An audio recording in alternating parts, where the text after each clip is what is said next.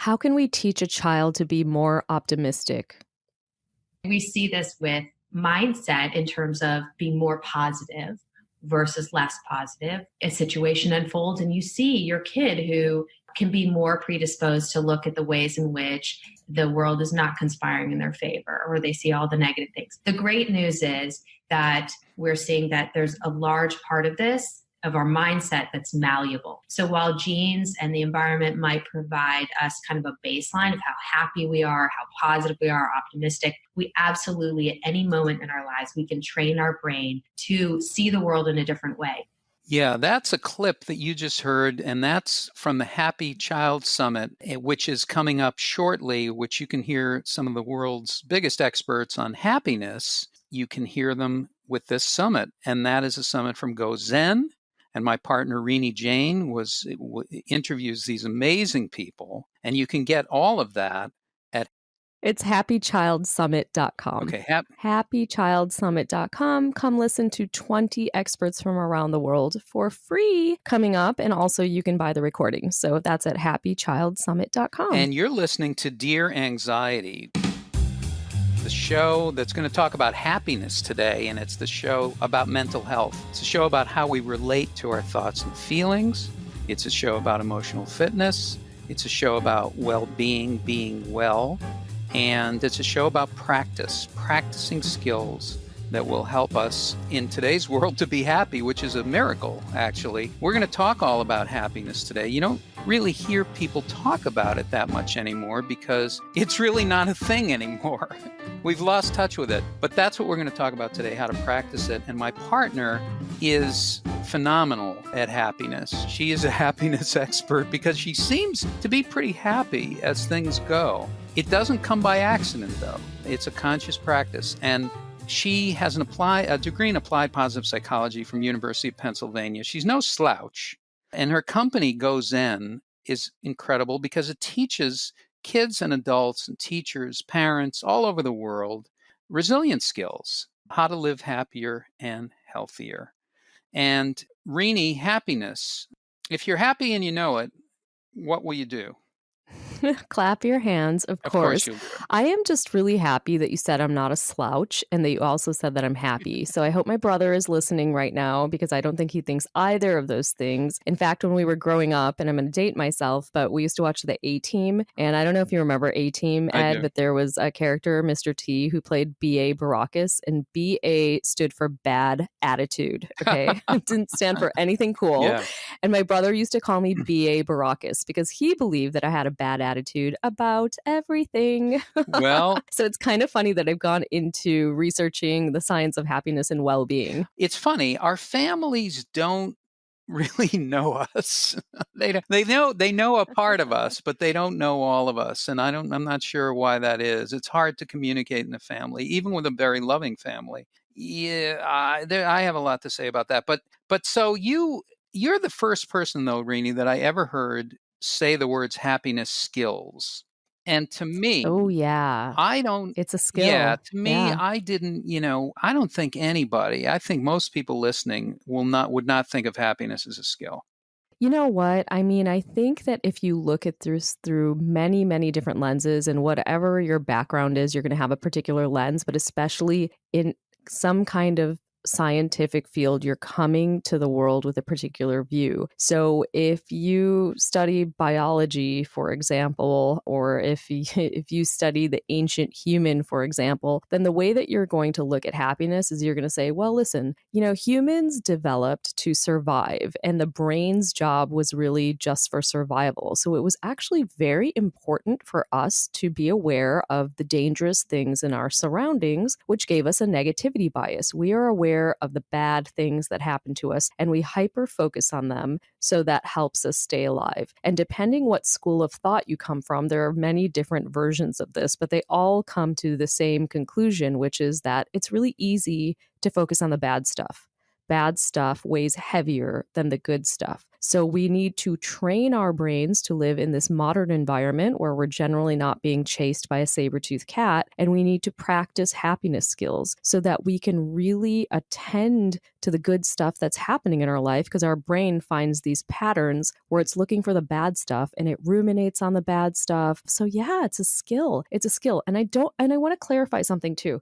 I would be miserable if I were trying to be happy all the time. I know that sounds kind of kooky. No. In this pursuit of happiness, I'm actually not trying to just be happy, joyful, grateful, savoring, cheerful. I think that that is something that's surface level. Actually, they did this really interesting study where they measured people's happiness, right? They asked them, how much joy do you have in a day? You know, like, well, how many times in a year do you feel happy? Questions like that. And happiness is this thing that's like fleeting. It's this feeling that comes and it goes and it's pleasure. And then they asked them about meaning. What things in your life provide you meaning? Do you feel like you're contributing something to the world? Do you feel like you're doing something that's greater than yourself? Do you feel like you have purpose? They asked them questions about meaning. And what they found is that if you are pursuing happiness without meaning, eventually it makes you miserable. Isn't that interesting? It is interesting, But yeah. there's nothing wrong with happiness, but I want to be clear, this isn't about getting rid of all of our other emotions. They're all part of our humanity. And really, happiness can be so much more than just feeling cheery and happy. Yeah, it's interesting because that movie Happy, right? The documentary talks about, what it is that makes people happy. And of course, what they found is they found that purpose and meaning and being connected to other people are the cornerstones of what makes people happy. Money is way down on the list, not even close. And that's around the world. That's from studying happiness around the world. They figured this out. And so I think when you talk about happiness skills, there's a misconception about happiness, right? That you've just talked about, which is that it is cheery and it is, without a care in the world, and it is free of other things going on. To me, I think it's funny that we live in a country where it's life, liberty, and the pursuit of happiness, because it's the pursuit of happiness. Nothing will make you more unhappy than pursuing something that's already inside of you. Oh my goodness, pursuing it relentlessly, pursuing it to no end, right? Until you're completely miserable. Yeah. I think that Right. I think there's another big misconception about happiness, and that is this. I think that we look at our lives, think of a couple problems that you have in your life. Ed, do you have enough Only that a you can think of a couple? couple problems? I Okay, think, only a yeah, couple. it's going to make, Okay, yeah. think of a Okay, couple got it. problems. So anyone that's listening, think of a couple problems that you have in your life. The big ones, the ones that cause you, like real sore points. And it's very easy for us to fall into the trap where we believe that if we get rid of those things, right? Imagine they were gone. Poof, snap, disappear. They're gone. They're gone out of your life. Do you think that if those things that I just asked you to focus on were gone, that you would actually be happy? And the answer, of course, is, I fantasize about that. I imagine that. But no, of course, wouldn't be, because what is making me happy or unhappy is the way that I relate to things. I always like to say that, we should think about the ability for the human being to be happy and unhappy at the same time. Have you ever had a bittersweet moment? Yes. Like, let's say that your child is going off to school for the first time and you're so excited and you're proud and you're like, wow, this moment has come. But then you're sad and you're like, oh my goodness, this moment has come. It's bittersweet. Right. It's actually amazing that these two types of feelings can coexist. And what they have found in the human system is that decreasing what is going wrong is actually a different system and different processing than increasing what is going right. So these are two different things. So in other words, working on your problems and getting rid of the stuff that you don't want in your life is not the same as increasing the good stuff. Getting rid of the bad stuff, not the same as increasing the good stuff, which is awesome news, because if you're stuck, especially if you are working with a child and your child is anxious and they're worried and you have been hammering this head on, How do I get rid of the worry? How do I get rid of the anxiety? How do I get rid of the stress? How do I get rid of the overwhelm? The good news is that while you are working on techniques to do that, separately, you can work on these skills of well-being, and it actually affects a different part of your system. But you need both, right? Because there's a Absolutely. You theory. need both. You need both. But if you have a finite amount of energy and you're only spending that energy all on one, I'm saying that there are other pathways, and we should reframe what we're doing, because I think we do it in a really linear way. And that way is this: let me fix my problems and then I can work on the good stuff. I don't have time to focus on, these practices of well-being, gratitude, savoring, meditation. I don't have time to do that stuff because, listen, I have real problems. My child is refusing to go to school. So please don't give me a gratitude exercise to fix that. And I completely and wholeheartedly understand that. But what I'm saying is that our approach to well-being really needs to be more holistic. So yes, Ed, to answer what you were asking, it does need to be both. And I don't think we do both. I think we focus on the bad stuff because our brain is wired to do so. See, I've been and I think what happens is myself, I go into extremes, which is basically there's a belief that if I will do the good stuff, if I will do the increasing good in my life, if I will do skills of well-being, I'll do them with an agenda. And the agenda is this: that I feel better. The reason why I do it is because I want to feel better. I want my life to be better. And I feel like sometimes what happens is that creates an expectation, and it sort of short circuits the increasing good process. So, for example, if you start to practice meditating, if you start to practice meditation, you're doing it with the agenda that you want to feel better. Correct. And then do you get aggravated if you're not feeling better? Well, or do you feel stressed out I you're like, I feel upset. I have to do my meditation? Yeah, and I feel upset that it doesn't have a cause and effect. I'm grading it on a very narrow curve. It's like, I'm doing this today. I'm practicing gratitude now. Why aren't things changing quickly?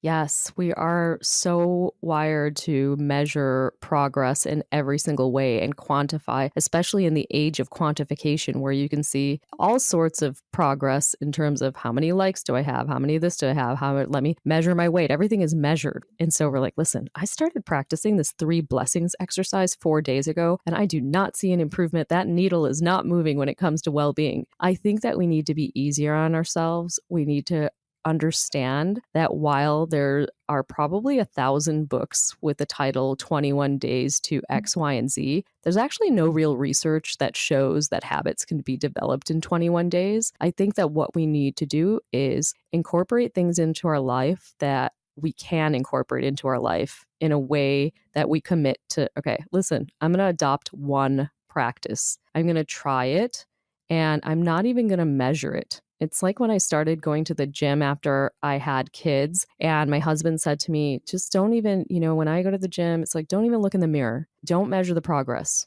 Just do it for the sake of doing it and enjoy the process. And then you can look at the progress later, but it's, you need to have some space from it in order to measure and see and feel if it's working from you. Yeah. You can't keep looking at it. You can't keep measuring it. Yeah, that's true. And also to do something, I don't know if you're one of those people. I overdo it. I set my sights too high, and I'm not realistic about where I'm at and what I'm doing. So I'm always like sort of ahead of myself. And what I mean by that is, so last night I did yoga for 7 minutes. I did a 7-minute routine. Congratulations. Yeah. And ordinarily, I would say, no, 7 minutes, what can you do in 7 minutes? But what I'm learning in practicing, skills of well-being, whatever they may be, meditation, tapping, yoga, whatever it is, welcoming, it's not a drastic change.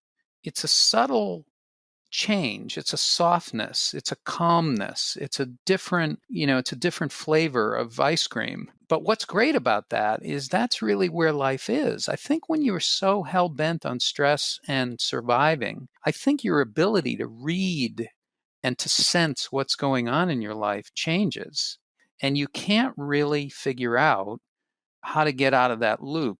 I love that. I think that doing 7 minutes of yoga is actually amazing. I think it takes a lot to show up to your practice.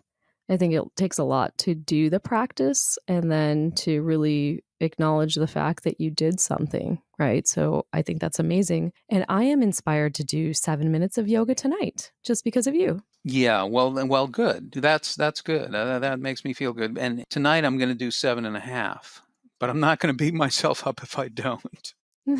That's what I'm doing. There you Yeah, go. I'm gonna finish it. I'm gonna incorporate it into my life. So when we say happiness, if you say what are your favorite 3 happiness skills or happiness practices, it's a hard question for me to answer, but I'll ask you because you have some. So I want to tell you this funny story. Before I married my husband, Sean, for some reason, someone gifted us this pre-marriage counseling. Yeah, Oh that's what yeah. it was. That was what it was, basically. A counselor came over to see us. It was one session, and he actually taught me this practice that Sean and I have been doing now for the last 9 years, 8 years that we've been married. I'm like, can we edit that? Because I'm actually not sure if it's been 8 or 9 Well, that's why you're years. so happy because you That's why I'm don't. so Yeah, happy. I'm not sure if it's been 8 or 9 yeah. years. It's been something like that. Maybe it's been 10. No, I'm not sure. Okay. I'm not good with timelines like that. But listen to what he told me. He said that he was talking about marriage and he was like, listen, my wife and I, and he was referring to himself, had this issue where we were super, super happy. And then the marriage goes on, and then we're starting to become unhappy with each other. And so I went to a counselor and I said, okay, so now the counselor is telling me about his counseling. This is already interesting. And so he says, my counselor said to me, well, what happens when you go home? And he said, well, when I used to go home, it was just my wife and I, and we used to just hang out together and spend time together and talk about our days. And now we've had these kids and we have a dog. So I get home and I notice, the kids used to run to the door and the dog used to run to the door. My wife used to run to the door. And then it was like, my kids don't come anymore. My wife used to come. Now my wife doesn't come anymore. And just the dog comes. And sometimes the dog doesn't even come to the door. And it's totally depressing. So I'm listening to this thinking, oh my goodness, what am I supposed to be taking out of this? So he said, my counselor told me that when I come to the door, I am supposed to have a ritual with my wife that I do every single day to reconnect. And so I couldn't figure out what this ritual would be because I'm thinking to myself, the only person that's happy to see me is basically the dog. And so, you know what? So he comes home and he rings the doorbell, and his wife, the counselor, told his wife to start coming to the door again. So she comes to the door and the dog comes to the door barking, and he walks in the door and he starts barking at his wife really loud. And so she looks at him and she starts barking. And so this is their ritual that he calls top the dog. He said that they wanted to be more excited about seeing each other than the dog was. And so every day they would top the dog. And what this did is it made them laugh. It set a positive tone.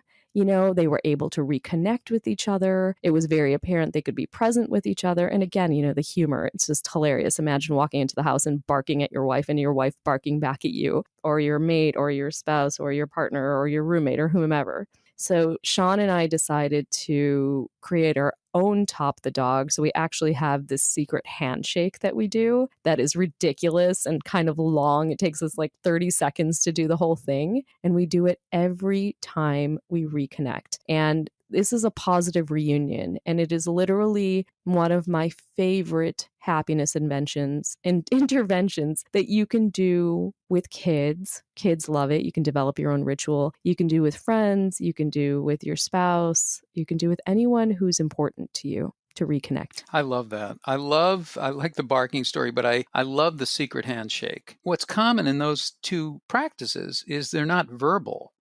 And that's a great way to reconnect. And that's a great way to look at happiness skills is it's when it's not verbal, it's actually more playful and it can actually be incorporated into your life in a better way, I think.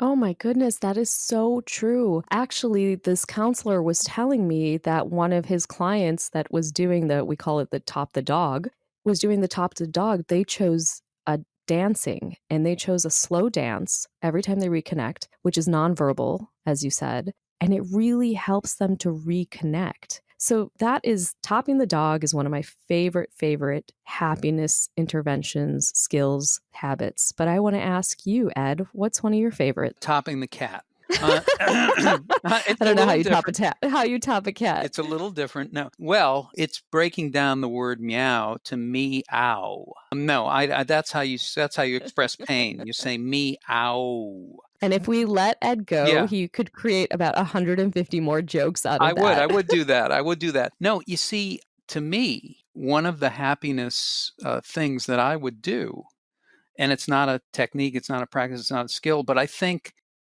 trees are really important. And when I go and just like put my hand on a tree, I don't mean look at a tree, I mean put my hand on a tree. It somehow reconnects me. Nature is a real healer for happiness to me.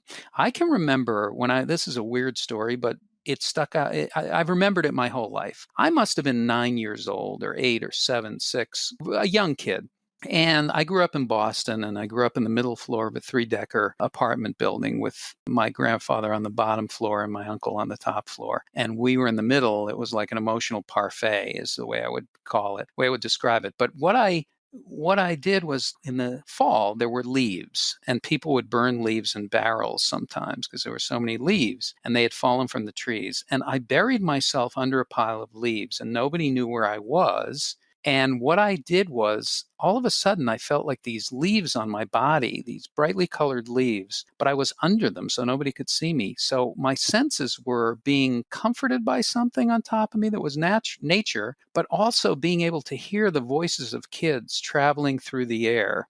And that feeling has stuck with me my whole life. When I think of something that makes me happy, it's not so much about doing something. With me, it's about not doing something. It's about being still, and it's about being present, and it's about being at peace. I can I count, love yeah, that. being at peace is equal to me to being happy. Being at peace and being free, not having a sense of time, not thinking about time. And there's many other experiences. I've had some real spiritual experiences, which I'll do on another show because I don't want to freak anybody out who's listening. They were already freaked out. Yeah, Don't worry about it. they probably were freaked out originally, but yeah. That one happiness practice is just connecting yourself to nature. I know there's a whole forest bathing movement in Japan that's moved around the world, but it's basically what you're saying, it's surrounding yourself by nature. It's Now, amazing people are and yeah. Go really ahead. just being with Yeah, it. now that's it, being with it. People are probably going to think, where do I have time to put my hand? I'm not going to go put my hand on a tree. Go put your hand on a tree. It's not going to hurt you. In fact, You it'll have to probably be make you there happy. must be a tree in the vicinity. We have to be within 1 or 2 minutes of a tree. Yeah. Yes, go outside and put your hand on a tree. I If you love can't that. find a I tree, love find a that. plant. If you can't find a plant, find a flower. If you can't find a flower, find find somebody named Phil. Okay, I'm worried about what direction this is gonna go in. Who is Phil, and why am I putting my hand on him? I don't Doesn't know. seem appropriate. Phil was my father's name, but that's a different show.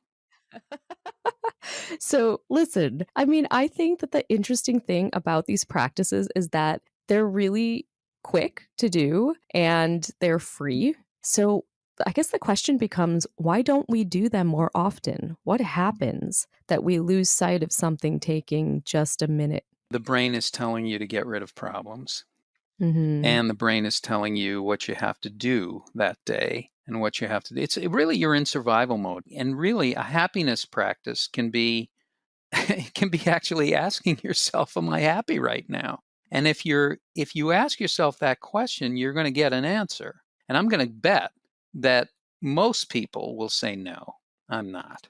And then you can say, okay, is there anything I can do about it? And then you can come up with answers about what connects you to happiness. And usually they're pretty simple things. They're not, if you have to have a Ferrari to be happy, maybe you should take another look. One of my other favorite things to do, especially with kids, is to have them take a strengths survey. Now, this sounds like it takes a little bit longer, but I'll give you the shortcut version as well. But it's so interesting to me how we don't talk about our strengths. this is not something that we don't use the strength vocabulary. We don't talk about it that often. When it comes to kids, sometimes we will give them a strength label. We'll say, you're so smart, or you're so creative, or you're so X, Y, and Z. But this is a little bit different. So you can go online, and this is where there's no affiliation, but it doesn't matter because it's free anyway. But you can take something called the VIA, that's V as in Victor, I as in India, A as in Apple,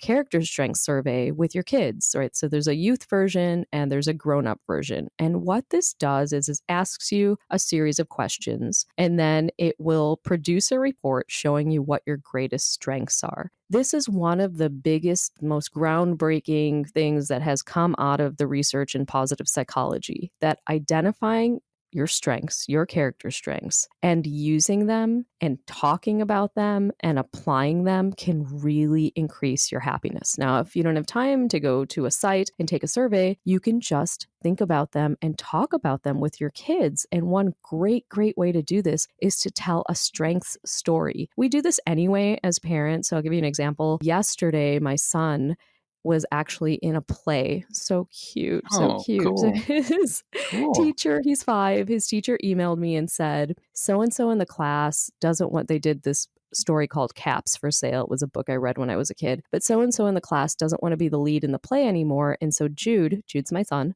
is going to be the lead.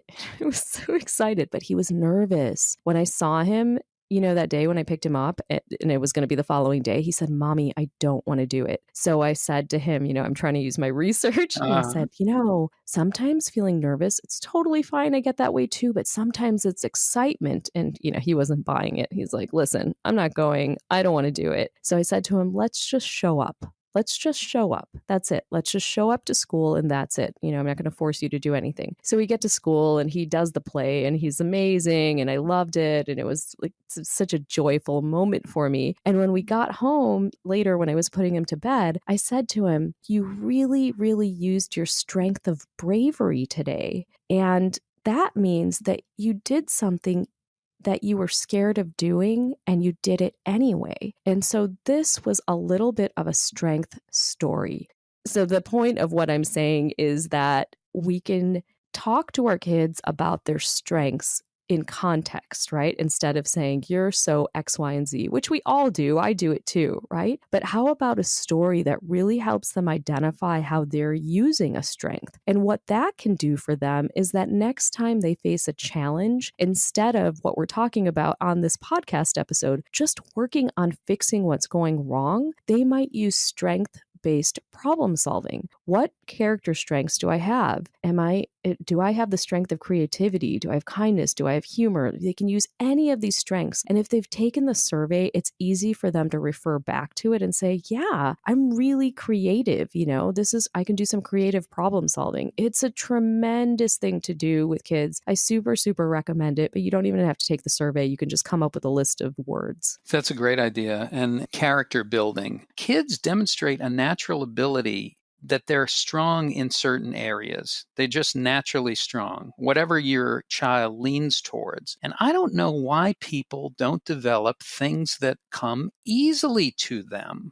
Why are we don't develop them? Why they don't work on developing them more? Yes. Why don't people develop the things that are natural to them, that they have a natural inclination towards, and that are not efforted?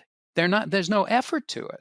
Like, why isn't something that's effortless actually something that you can build your life on?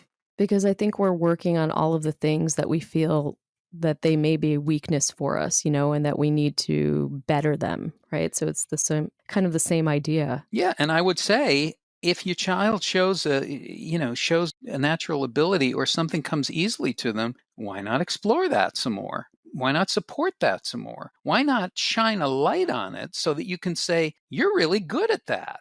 That's a real strength of yours. Because that's what people can do with their lives. Chances are, there's this efforting thing. You have to become better at something. Why not become better at what you're already good at? That's important. And what I like about that too is that you don't stop, right? It's not like you came into this world with an abundance of X, Y, and Z. And so now I'm not going to work on that because I already have that. We are a continual work in progress. I think that is such an important lesson for kids to learn. Something else that's coming up for me is what you were talking about the leaves and going outside and this memory for you. I love to teach kids to savor because once you have a good experience, why not use that as fuel for your well-being? What we know from the research is if you think back on a good experience, you can experience those same emotions again. So once you have a good experience, you can sit in gratitude of that experience. You can really imagine that experience. And we all know that if you've had any type of experience that sticks with you, that if you smell something that was associated with that memory, or you hear a song that was associated with that memory, it can come back in a very strong way. Well, we also know that if you sit and you visualize the actual experience you had, you can really evoke those same feelings again. So if you've had a good experience, don't only feel the good feelings one time,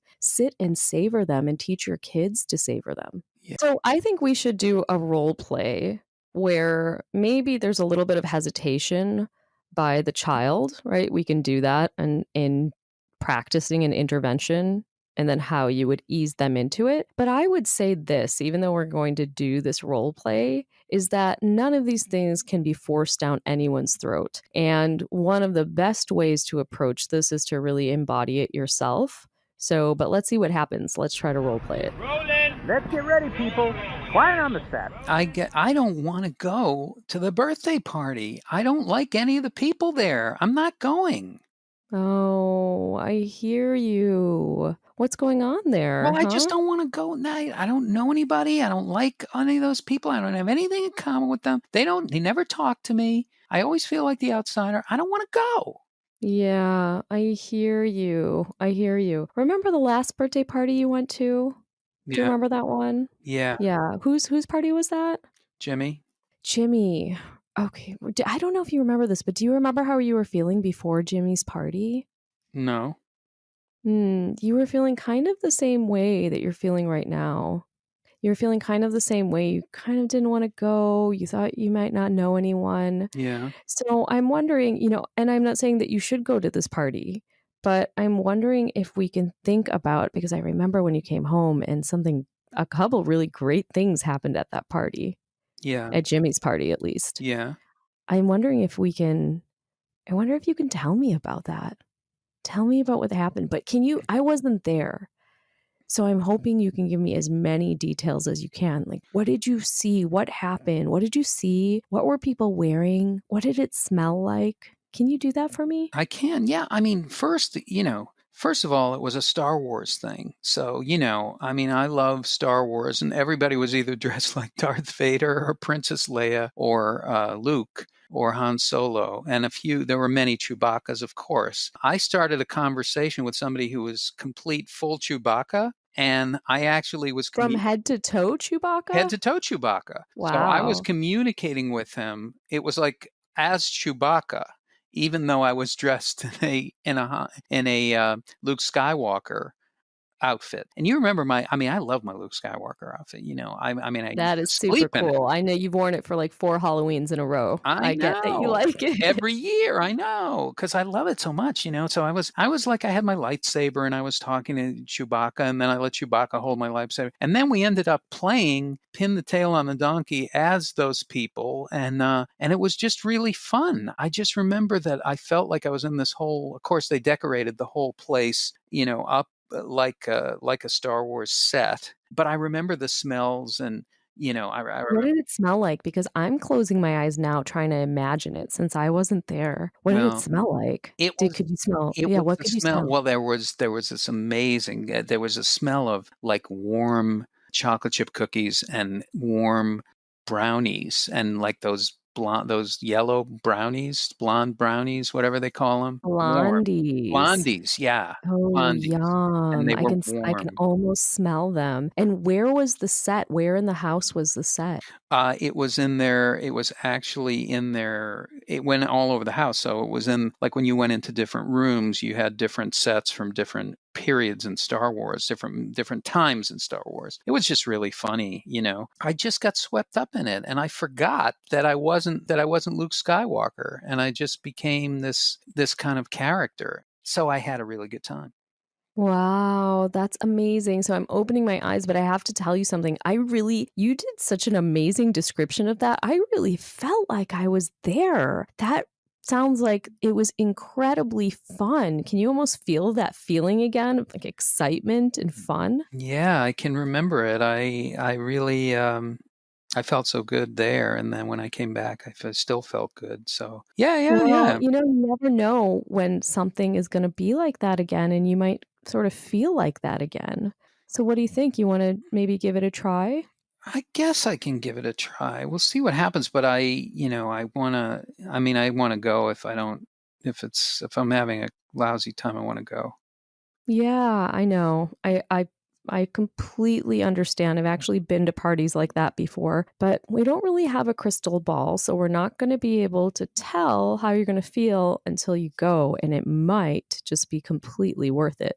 Okay, all right. Well, I'll try it. I'll try it. I'll bring my lightsaber. I'm not sure I'm going to wear the whole thing, but I'll bring my lightsaber. It always makes me feel a little better. Good plan. Okay. Cut, we got it. Print it. That's a wrap. Lunch, everybody. That's a 6. Yeah, I see what you're doing. So what you're doing there is you're leading your child through remembering and savoring a strength, a feeling that they had a good feeling. And really that's something that I've been experimenting with and we all need to practice. They talk about this in the laws of attraction world, but it really is a true thing. A great way to live is to actually remember feeling good and actually give yourself the sense, the feeling of what you think you want. Yeah, and in that case, what we were doing is we were really doing something called hope finding, where you're searching to the past of something that provided you hope. You're searching into the past and you see that we were saying, well, you felt the same way before the last party, and then now walk me through why this was so good. So we were using some savoring. But I am firmly of the belief that the practices, the happiness practices we're talking about, gratitude, savoring, we touched on meditation for a second, positive reunions, should not be used as behavioral interventions, especially in the moment. While they can modify behavior, these are really something separate, right? This is something that we are using to improve our well-being. And a byproduct of that is always going to be, quote unquote, better behavior. So, not necessarily to be used as an intervention if you were trying to kind of modify behavior, but definitely what we did there with hope finding can be used to help a child try to navigate a situation where they're feeling nervous. This is a really interesting thing. It's been a surprising show to me because some of the skills that you talked about at the beginning, the topping the dog, it's really interesting and really playful. And that's a theme of this whole thing is that you can practice these things. You can do them. You don't need to practice them in crisis necessarily, but you can practice them and they can even be a response to anxiety or stress and happiness. Whatever it is to you, there are skills, there are practices. And in today's world, we can actually increase our well-being by practicing the skills of happiness. Look at it as a skill. Look at it as happiness as a skill. That in itself is a whole new world to me. Totally. And please don't go home and bark at anyone without explaining the story because I don't think that is going to go over well. And before we lead out with Yeah. another clip from the Happy Child Summit, can we talk a little bit about how amazing you guys are for listening Yeah. and maybe where they can drop us a review and a rating if you guys like what Yeah. you're hearing? You've given us some very, very meaningful reviews. I mean, like these are great reviews and it's so kind of you. And we're so glad that you're listening. Please keep listening, pass it along, share the podcast, but you can find us on iTunes or on Stitcher or anywhere, or Google Play, whatever, any place where podcasts are found. But you can specifically go to bit.ly/Dear Anxiety on iTunes. But you can also find it wherever you get your podcasts. Please listen, please subscribe, and pass it on. Let's create a community where we can talk about these issues of well-being and practice them and help each other. It's so meaningful to us when we hear back from you. Sometimes people email us. A lot of times people are scrolling down on iTunes and writing a review or leaving a rating. It just helps us reach more people and more kids. So thank you guys so much. We also would love for you to join us at the Happy Child Summit coming up. So you can go to happychildsummit.com. And if you're listening to this and you find that the Happy Child Summit has passed, it's no problem because you can always get the recording. So that's at happychildsummit.com. And I just want to play a clip from the Happy Child Summit where I asked Karen Rockind, who is a happiness expert and researcher, if it's okay if a child or teen is not always happy. Fantastic. Thanks for joining us on Dear Anxiety. Come back next week. Whole new topic, whole new area, whole new world. Renee Jain, Ed Krasnick. Keep coming back. It works if you work it. Thanks, guys.